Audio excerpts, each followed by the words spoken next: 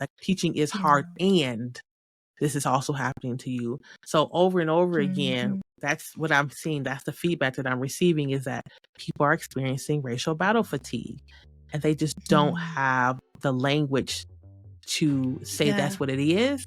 But once they have the language, it's powerful, right? We can, once we name it, we're able to tame it and say, like, I know what this is. I know why I'm doing this. And then we can make a decision on what we're going to do about that.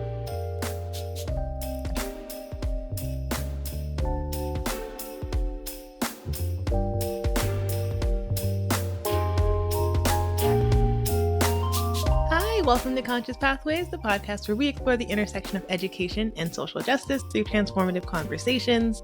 I'm your host, Brittany, and I am so excited to have you here. I want to give a special shout out and thank you to my Patreon subscribers who get a sneak peek of this episode early, ad-free. They also have access to Ask an Expert, so you can pose a question that I can answer live on the podcast, or one of my expert guests can answer live on the podcast. Today, I am joined by a wonderful guest, Dr. Asia Lyons. Dr. Asia Lyons is the founder and lead designer at Lyons Educational Consulting. In partnerships with communities, organizations, and schools, Lyons Educational Consulting supports co-creating truly inclusive environments that assist Black educators towards self-actualization through wellness spaces. Dr. Lyons brings a wealth of practical and academic knowledge to her role. She serves as a K-12 educator in the Denver metro area and an adjunct professor at an esteemed University of Colorado, Denver School of Education and Human Development. Additionally, she has worked as a school partner specialist, collaborating with schools and nonprofits across the Denver metro area to provide communities with resources aimed at closing the access gap for Black children and children of color. Dr. Lyons' research is a testament to her unwavering commitment to addressing critical issues. Her doctoral studies in leadership and educational equity, with a concentration in urban and diverse communities, delves into the profound impact of racism-related stress and the racial battle fatigue on Black educators and their families. As a reciprocal gesture to Black educators, she co-founded and co-facilitates the Black Educator Wellness Cohort, conducting free monthly wellness sessions in the Denver metro area. Dr. Lyons has shared her insights at prestigious platforms such as South by Southwest EDU, Harvard Graduate School of Education, the School of Black Learning, and the National Board of Certified Counselors Symposium. Finally, she is the co-host of The Exit Interview, a podcast for Black educators, a podcast focusing on amplifying the lived experience of former Black educators. The podcast hopes to inform school district leaders, teachers unions, families, educators, and others interested in better understanding the challenges of retaining Black people in education. I am so excited to share this conversation with Dr. Lyons with you. We talked a lot about Black educators, her experience in education, her role as a consultant, and really, she really dives into this idea of racial battle fatigue. We talked a lot about that. So I'm really excited to dive into this. So let's jump into that episode.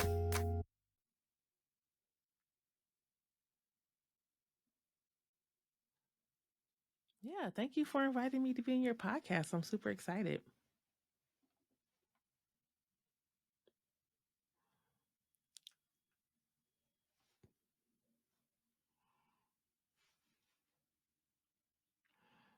Yeah, I'm excited to share it all, or some of it at least.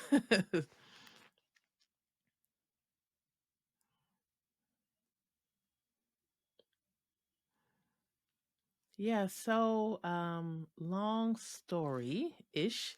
I went to school to be an engineer, and I went to school to be a chemical engineer specifically because my dad told me to. He told me after high school, listen, uh, there's not a lot of Black engineers out here, Black women engineers, and you're going to be an engineer. And at the time, nothing I wanted more than to please my dad. So I'm like, okay, sure. And I didn't have, like, I had an idea of what I wanted to do. I wanted to be a psychologist, but he's like, you're not going to do that. You're going to do this. And I'm like, okay, sure. Went into engineering school in Michigan and flunked out in my second year. One, because the school that I went to, the high school that I went to, didn't really prepare me for college full out. Was not prepared, even though I was considered a B student in a GT school. I just was not prepared in comparison to my counterparts at school, specifically my white counterparts. And so when I flunked out, I came home, and it was that summer I got a letter that said, like, hey, you got to come back when your grades are better. And I was sitting there thinking, like, what am I going to do? I have to go to college and I'm not going to engineering. I can't do that, but I have to do something. And so I decided to go down to the community college near my house. It was like on the bus route. I didn't have a car, and the bus route dropped me off in front of Henry Ford Community College. And I started going to school there that following fall. So right away after summer, started in business. The business program was not feeling it, but just knew I had to do something. And I got work study at a daycare center on the campus. And so as I was at the daycare center supporting, I would say like potty trained, so 2-ish to 5-ish kids, a woman who worked there named Jennifer said, I think that you should be an educator. I think you should be a teacher. And I went home and I was like, I remember crying and praying, like, Lord, what do you want me to do? I don't know what to do in my life. And made that decision to transfer or not transfer to, um, move to the pre-education program, and that was it. So I went from community college and graduated, went to the next stop on the bus route was University of Michigan's Dearborn campus. So I just applied there, got on the bus, did that thing, and finished, and moved out to Denver to be an educator in 2006. And I chose to come here because at the time that I was graduating from college in Michigan, I'm from Detroit. Detroit Public Schools was closing tons of schools. And I didn't know if I would be able to compete with new teachers and all these displaced seasoned teachers. And my boyfriend, now husband, was like, let's try Colorado. He had lived out here for a little bit. We moved out with a Penske U-Haul truck with our Geo Prism in the back and our house plants. And that was it. Found a job in 2006 and started teaching and taught for 12 years.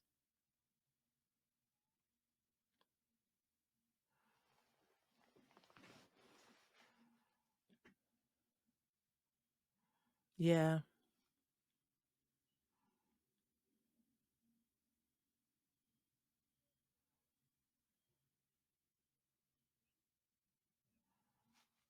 Yeah, yeah. And it happened when it happens now when I recognize it and it happens, I'm just so excited because I know that that person was put there specifically to say turn left or turn right, right? So, yeah.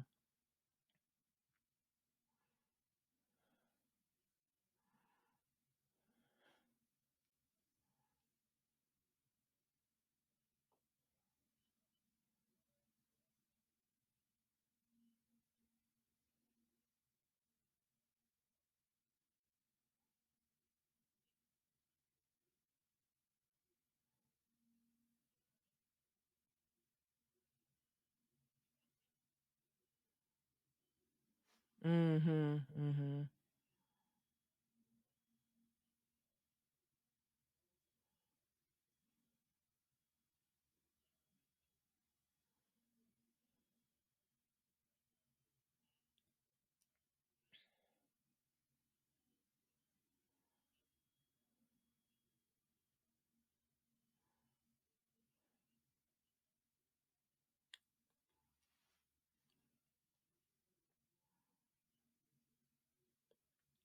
Yeah.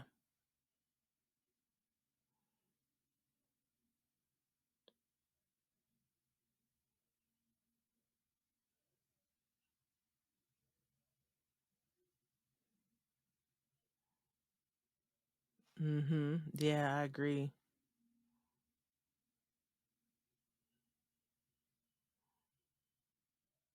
Yeah, uh-huh. So I left teaching in 2018, but I live in Aurora, which is a city next to Denver. I need to be very mindful to say that because I have folks who will definitely would not want me to call it a suburb, right? But yeah, I've been here since 2006 and will continue to live here for as long as I see fit.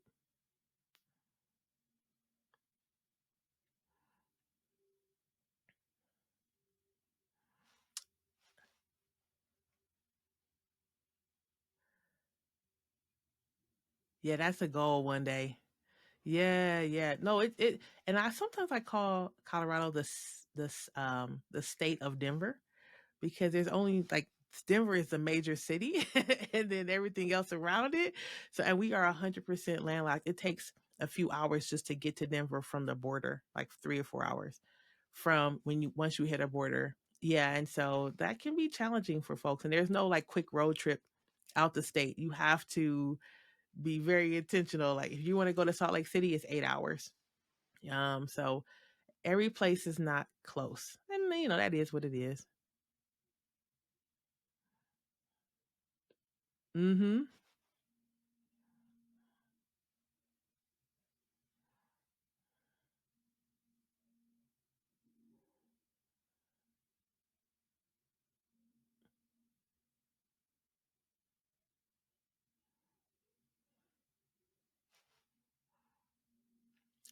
So in 2018, like I said before, I left teaching and then I started working in the nonprofit sector. So I worked for a nonprofit in Aurora for a year, and I ended up getting fired from that job for just being too vocal, I'll say.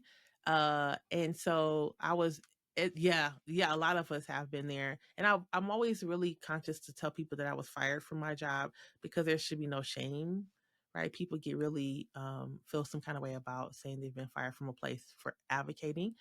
And I just don't feel ashamed about that. But I was in the middle of looking for work.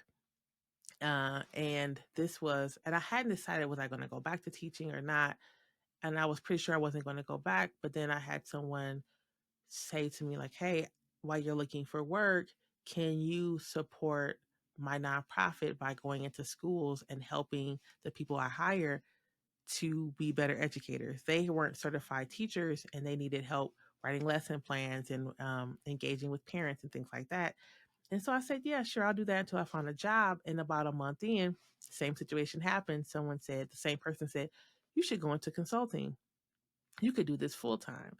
And so that was it. I started my consulting business, Lyons Educational Consulting, in 2019, and did that work of supporting youth serving organizations with curriculum and program development for a very long time. And I actually just started to pivot my organization to focus on Black educator wellness in the last few months, where before I would support folks, like I said, with curriculum development and program development and some coaching. And then on the side, I had things that I was doing for Black educators, like my podcast and the cohort space and speaking at conferences, but it was a side thing. And then just recently, like I said, I decided like this is going to be the thing that I do. I went to get my doctorate to focus on racial battle fatigue, its impact on Black educators and our families. I talk about that at conferences. I have this on this space. Why are we playing around? Let's just make that the thing.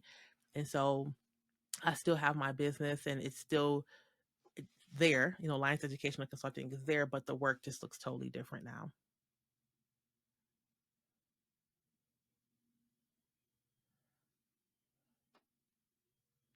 Mm-hmm.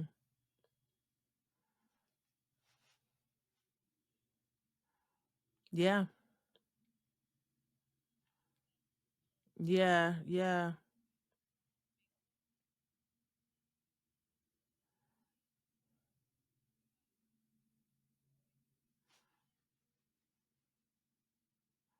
yeah. It's never the kids, right? Yeah.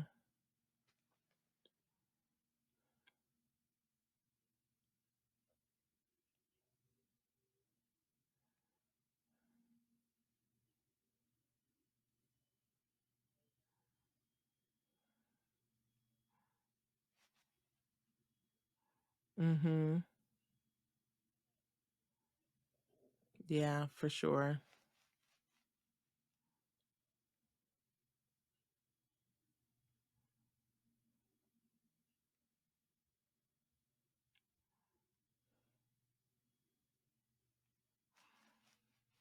Mm-hmm.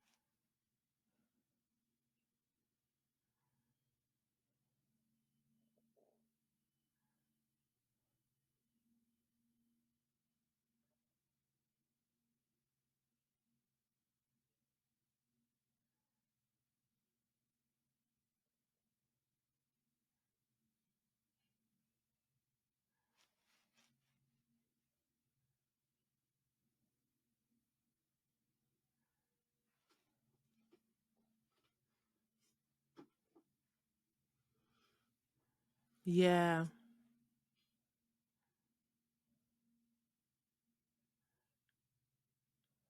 Yes.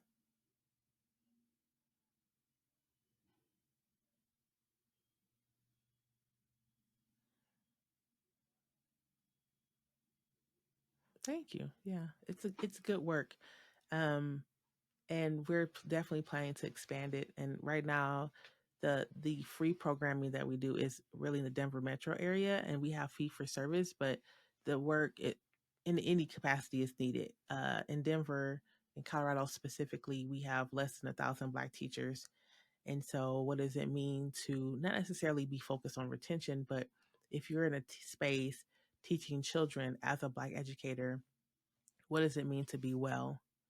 Right? What does it mean to come to work whole in yourself? And how can something like our programming support that work so that at the end of the day, yeah, it's about the students, but it's also about your own family. It's also about your own community and them being able to see you happy and enjoy versus what we see from a lot of folks, which is experiencing a lot of racism related stress, responding with a lot of racial battle fatigue. And so that's just our mission is to make sure that our Black educators are having the experience they want to have in this life.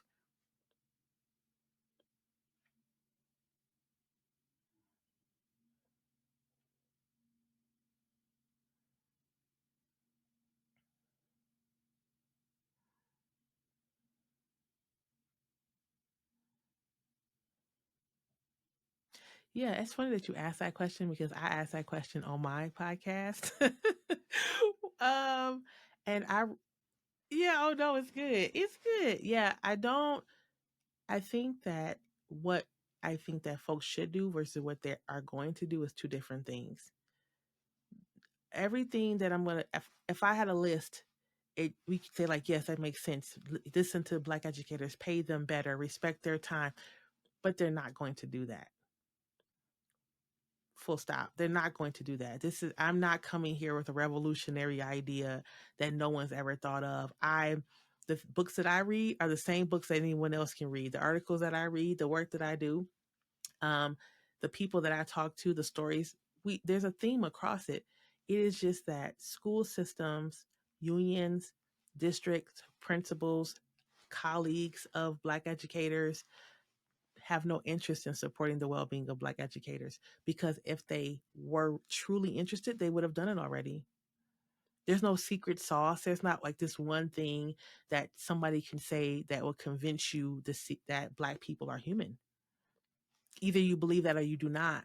And so I don't have anything that folks can do. And I ask that question on my podcast because I just want people to be able to share what they believe. But in my mind, there's nothing that people can do because they don't want to.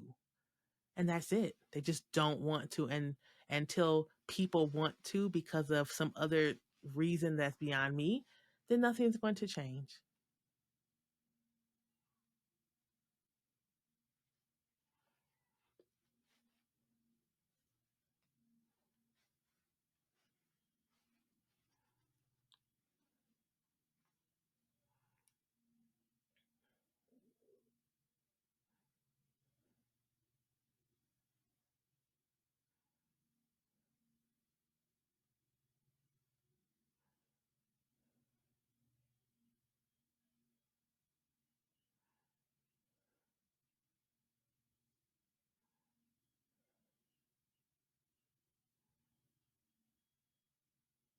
Yeah.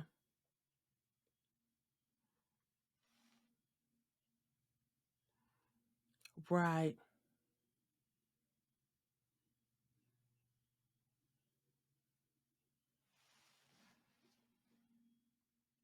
Yeah.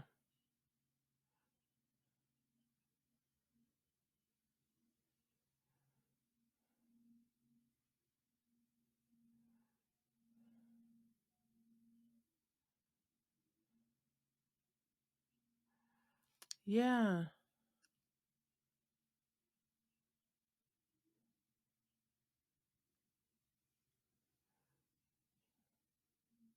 Yeah, exactly.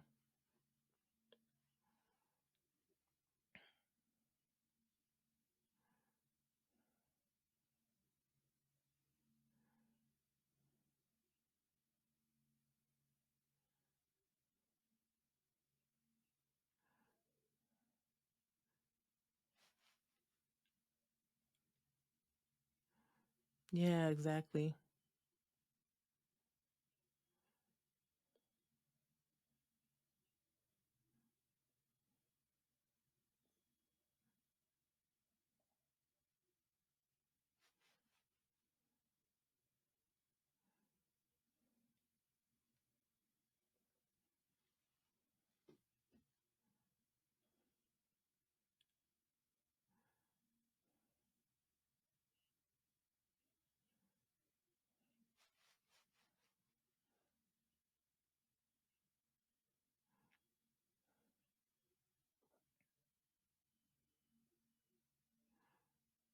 Yes.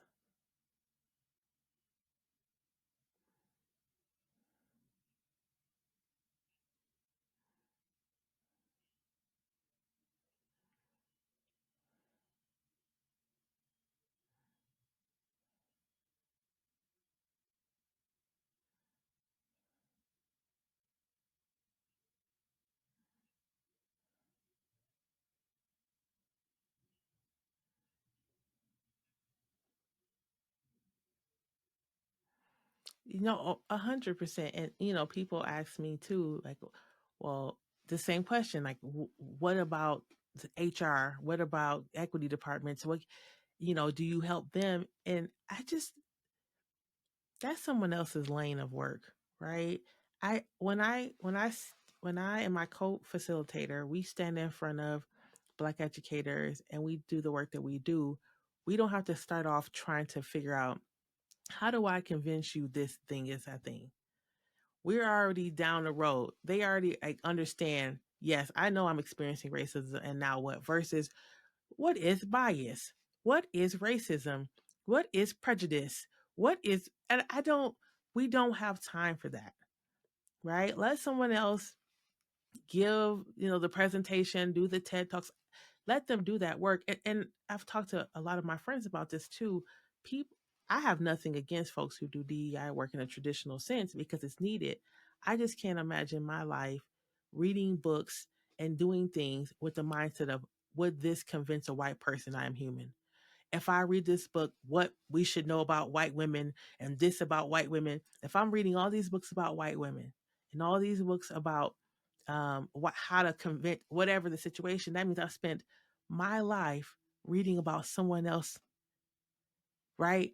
Trying to convince someone else versus thinking about the liberation of my own people, right? Directly to them, not around to the white people, back to them. My work, I want to focus on, and I do, reading things and thinking about things that focus specifically on the liberation of Black people, directly to Black people. And that's it. And everybody else can figure the rest out. I just don't have time for anything else.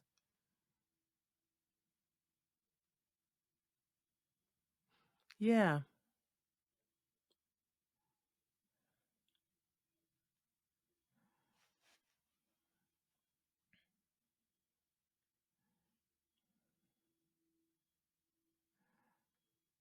No, no. Yeah, I wish that this wasn't a thing that I needed to do, but it is. And so because it is, then this is where we are.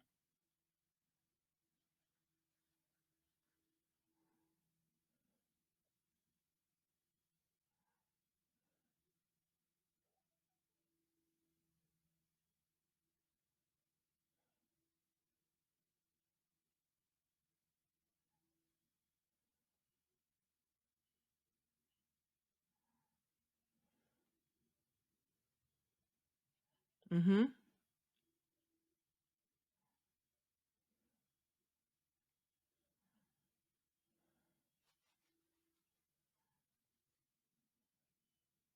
Mm-hmm. Mm-hmm.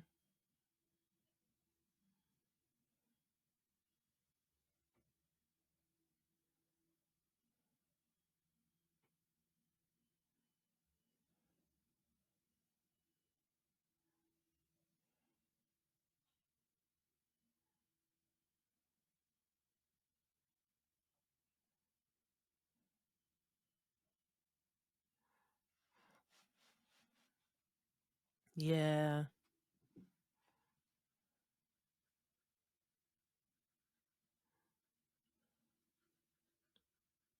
Yeah, agreed, agreed.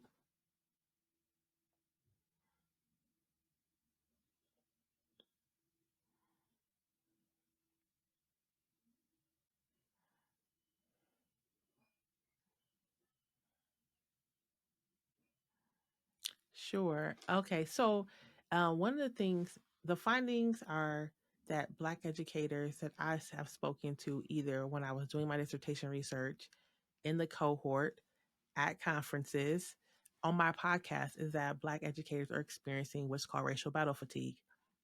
Racial battle fatigue was coined by Dr. William Smith in like 2007. And basically, it's the body's response to the racism that we experience, right? And so when we talk about racial battle fatigue, that could be changes in family relationships, that could be hypervigilance, crying in the car, that could be hives, it could be hair loss, it could be miscarriage, it can be headaches, it can be increased alcohol and tobacco usage. All these things are happening to our people. And um, of course, because it's happening to them, then it also impacts our families. Because if you are increasing, and I heard someone at a conference I spoke at in Pittsburgh, we were talking about the symptoms, and he was saying that looking at the list that I had put up on the screen, he had started finding himself going to the liquor store a little bit more often, one more beer, and then over disciplining his child. And he said it was at this conference while I was speaking that he realized it was because of the racism he was experiencing as a Black educator, right? And so that's what I'm seeing. I'm seeing people having all these experiences, and then it overflows, it spills over, it crosses over into our family and community dynamics, so that we're not going out to church as much as we used to, or out to brunch with our friends as much as we used to, or we want to go home and lay down and take a break, and which is totally fine. But it used to be 30 minutes, and now it's an hour and a half. We used to enjoy cooking, and we don't want to do that anymore. Or we spend all of our time talking to our family and our friends about this racist thing that happened at school, and that's all we're talking about. It's taking over all kinds of conversations. And so again, I saw that in my research when I was in school, and then when I get out and I talk to people on the podcast, it's the same thing, which is why people leave the field, right? And I, like I said, in the conferences, people are sitting there looking at these symptoms that I put on the screen, and they're in shock because they just thought, oh, it's just because I'm a teacher that it's hard. It's like, absolutely not.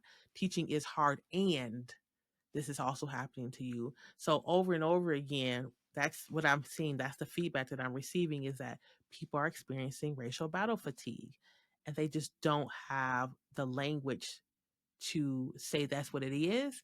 But once they have the language, it's powerful, right? We can once we name it, we're able to tame it and say, like, I know what this is. I know why I'm doing this. And then we can make a decision on what we're going to do about that.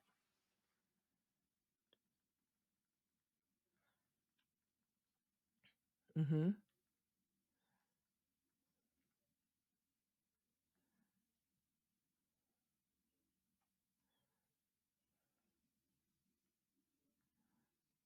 Yeah.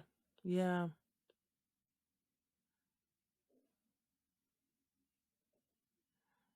Yeah.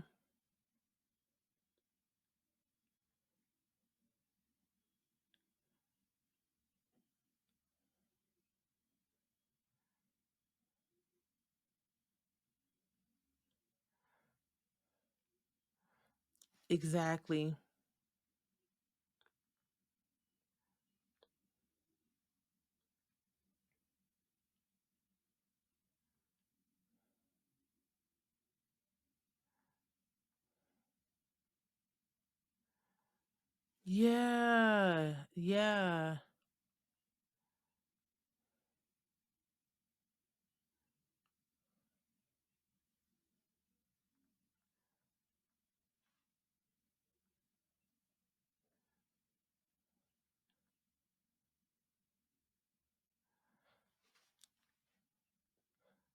100%.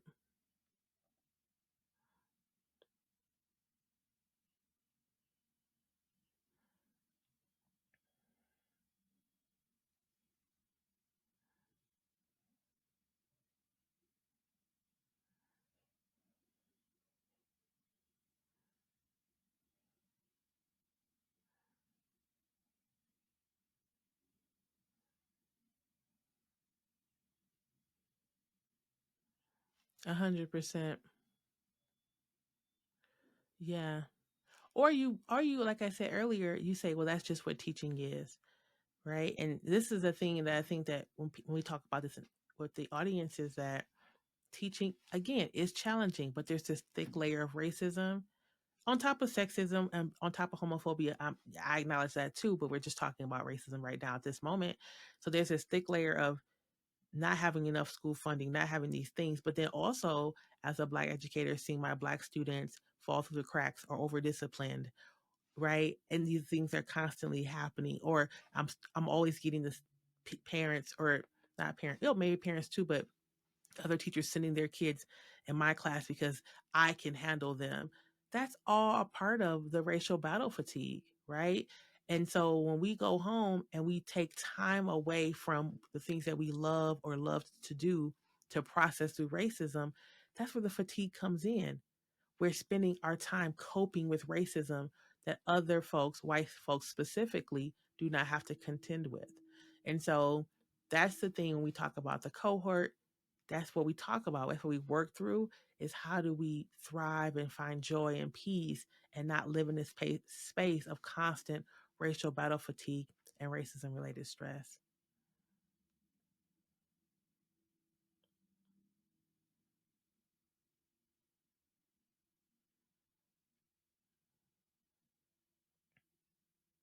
Yeah.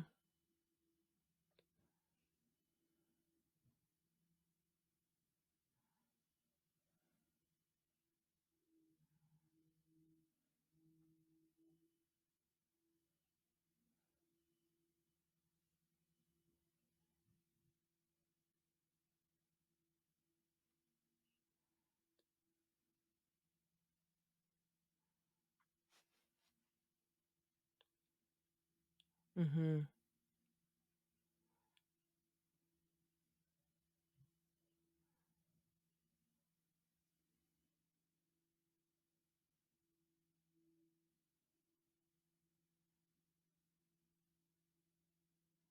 Yes. Yes.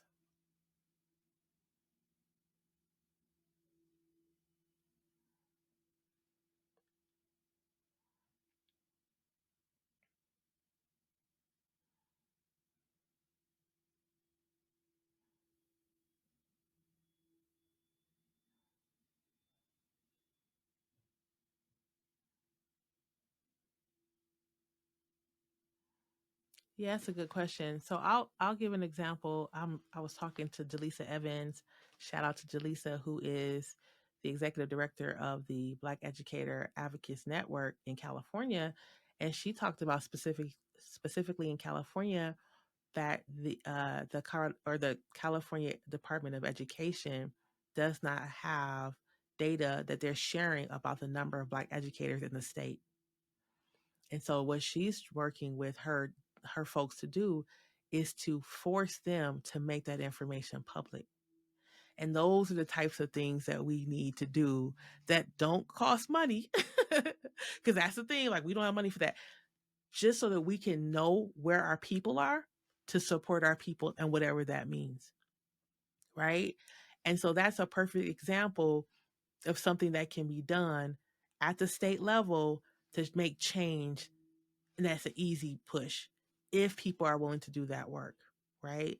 I don't want to go into this. We need to figure out some accountability measure to make sure that every district has X amount of Black educators, because when we force people to check off a list, we put people in harm, right? And so I would never say we need to have that, but I think that a policy that we need to be thinking about is having exit interviews for every Black educator, every educator, period, but specifically BIPOC and Black educators, um, so that we record the stories and the narratives of Black educators at the district level, so that if need be, we can pull record to say across the board, it looks like multiple Black educators in this area of the school district are having this issue, right? Again, that's not a heavy lift to have an exit interview that is open record, which they all should be because it's public school, right? But having exit interviews, and it's not just a survey, a Likert scale, dislike, agree, this, whatever, but having this recorded in some capacity So to me, and that's again an easier lift. But again, we have to ask the question. Dr. Asia Lyons is not the first person who thought of that. If they wanted it to happen, same within California, same across the United States. If we wanted to archive the stories of Black educators to make sure that they are being treated well, and when they leave, we know why, so we can make change. If we wanted that to happen, it would have already happened. Right. So those are the two things that I think are worth considering. There's probably tons others, right? Paying us well. We know these, right? But those are the two things that come to mind right away.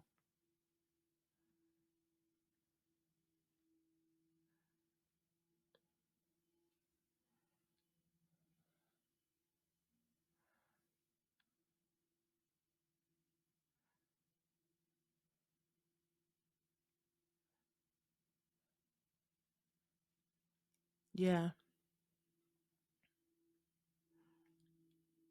Right.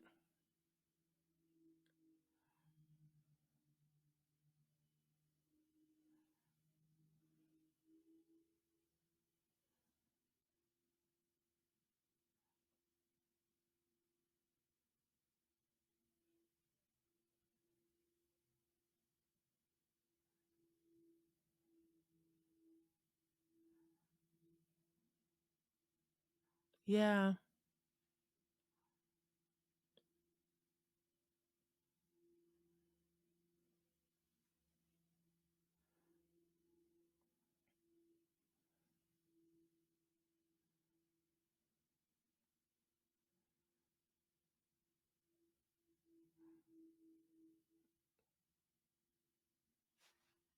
Yeah, it is. It is.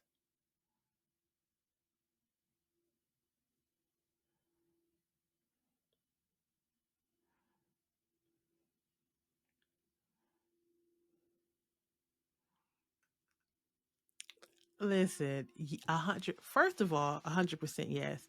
And what I'm finding is that I end up recording a lot of, mostly all my folks are Black women, right? Black women. I have 40 some odd episodes. I'd say out of 42, 43 episodes that have come out so far, 38 of them would be Black women or more. And the theme is that Black women, while we have a lot of conversations about Black males coming into education, and it's only 2% of the population, in the meantime, Black women are holding it down and are experiencing a significant amount of trauma in schools. And I'm talking about, and we interview, when I say educators, I'm talking about administrators, family liaisons, paras, classroom teachers, social work, every type of person who interacts with children. And that's the biggest theme, is that Black women are not getting the same types of respect in a lot of schools, not every school district, but a lot of school districts as much as Black men are, right? And so we're doing the work that we need to do. We're staying in teaching and education for a very long time, and just not are being passed up for jobs, are being snubbed by our white female counterparts. That happens a ton. And we are seeing a lot of anti-Blackness too, even amongst our own people. That's a big thing, right? And so I think that's the huge part. I'm seeing and I'll come back to this part of like anti-Blackness. We're seeing a lot more anti-Blackness stories where we're having Black and brown administrators just causing a lot of harm to our Black women who are being interviewed. Um, Another thing that I'm seeing is that people are under resourced. Black women are under resourced. So they're getting the students that they're supposed to, the challenging students, I'm quoting here, and not getting the support that they need from the community or their colleagues or their administrators to support the students. There's also this conversation about the urgency of trying to make sure that our children can read and write, seeing that, especially in our older students, that they're coming into classrooms, seventh grade, eighth grade, reading at second grade level, this teacher saying, what are we going to do about this? And the principal saying, there's nothing to be done. And so this like feeling our hands are tied. And so what do you do is you have to leave education to impact education. So they end up opening a nonprofits or working in consulting or doing other things to support youth outside of schools where they feel that they can have more impact. Yeah.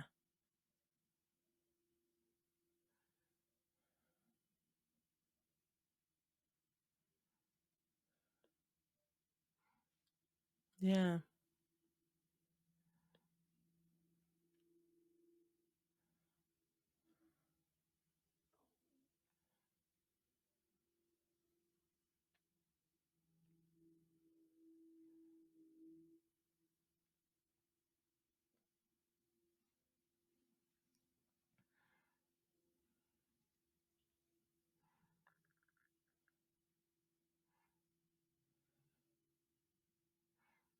Yeah.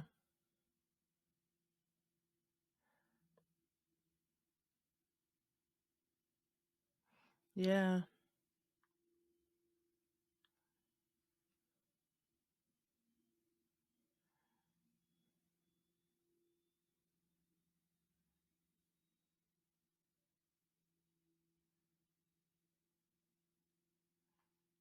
Yeah.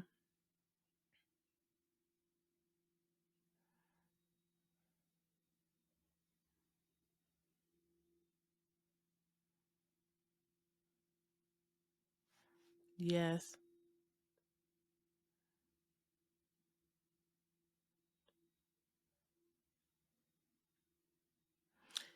And I do want to mention too. So when I was in graduate school, I taught at the school where I was a student. So at CU Denver, and I was an adjunct professor who taught the first class that students taught or students participated in the School of Education for, and that they had a K-6 license. I found that I had Black women in my class, not often, but before they even graduated, when they were placed in schools to get site hours, they were experiencing racism from teachers they were with as their site professors, their site teachers. So we can't get them out of school before they're experiencing racism in education. I mean, of course, as a student, right? Now, I'm sure it happens K-12, of course, but then you go back, you want to be an educator, you want to do the good work, you get placed with someone who causes harm, and then you transfer to a different program. And so we think, oh, just get them into the program and then we'll figure it out. They don't make it through the program because they're experiencing racism related stress and racial battle fatigue within our programs. And I don't know how many people are talking about that or how many Black educators or pre service educators are coming to their professors with that story versus just leaving or dropping out or moving on. But that's happening, right? And so, how do we in education, in these programs, protect our Black educators at that point in the pre service space, right? We need to have a conversation about that as well.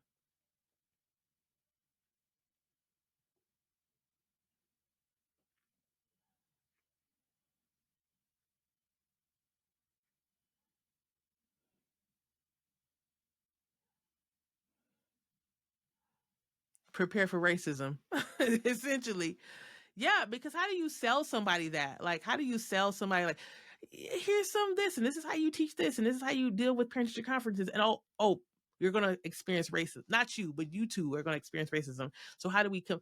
There's no way that a school like a program would tell their students the full truth because you're so concerned about this pipeline that we know what's happening, and we some of us, not every university, but some of us choose to be silent in the oppression of our people.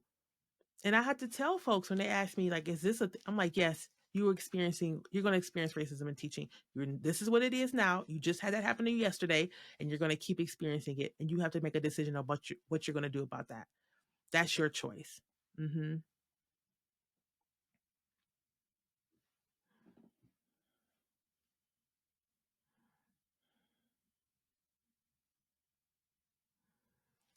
Exactly. Yeah, yeah. I want my Pinterest. Yeah, like your Pinterest perfect classroom, and we have our name tags and our multiplication chart sticker too. Yeah, and I was that way too, right? Especially coming from Detroit to Colorado, and seeing like so many more white folks, and not having to have live with white people in Detroit at all, right? And so just kind of grappling with what I'm looking at, and not even recognizing it as racism for a very long time. But as soon as I did, it was on. So yeah.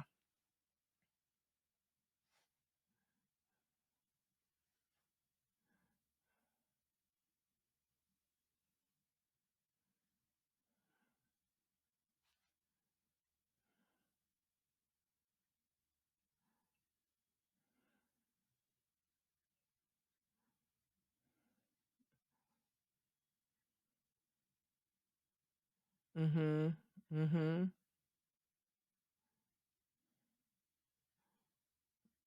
Mhm. Yeah, so harmful.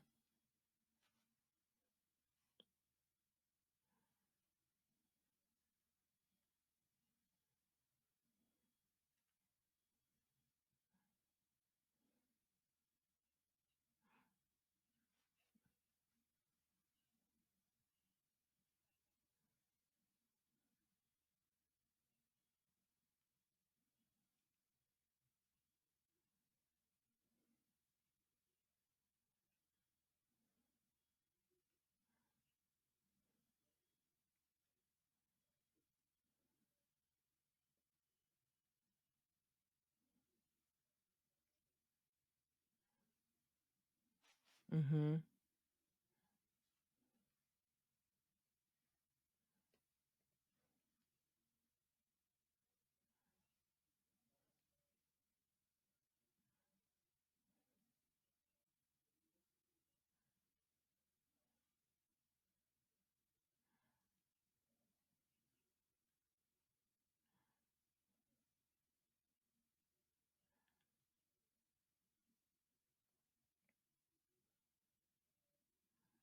Yeah.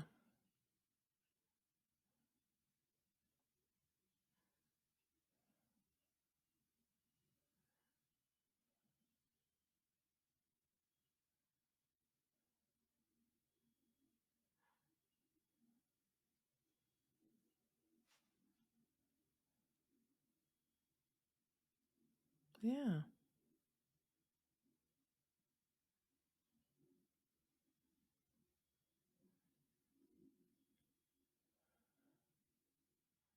How do I reimagine education?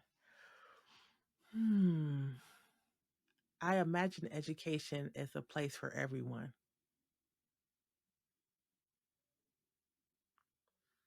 That's it.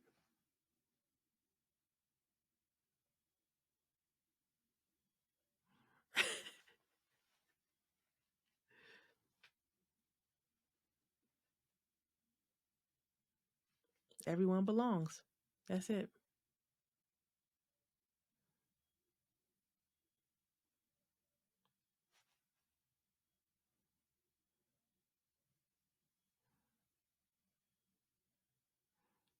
Mhm.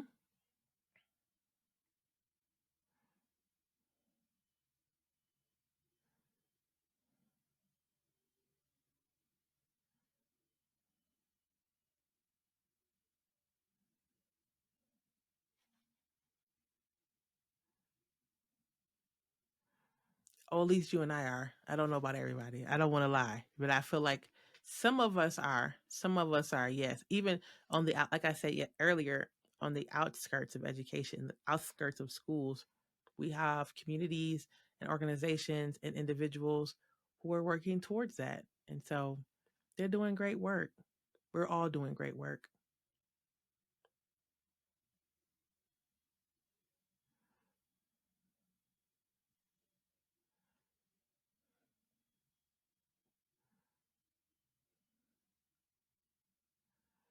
All right. Well, I live on LinkedIn. So they can definitely connect with me on LinkedIn. They can feel free to message me, ask me questions. I love to connect with folks. And that's also where I have my podcast has its own page, the Exit Interview, a podcast for Black educators. So that's on there as well. So yeah, feel free to email me at Asia at lyonseducationalconsulting.com. And yeah, hope to see people connecting with me from the podcast, from your podcast.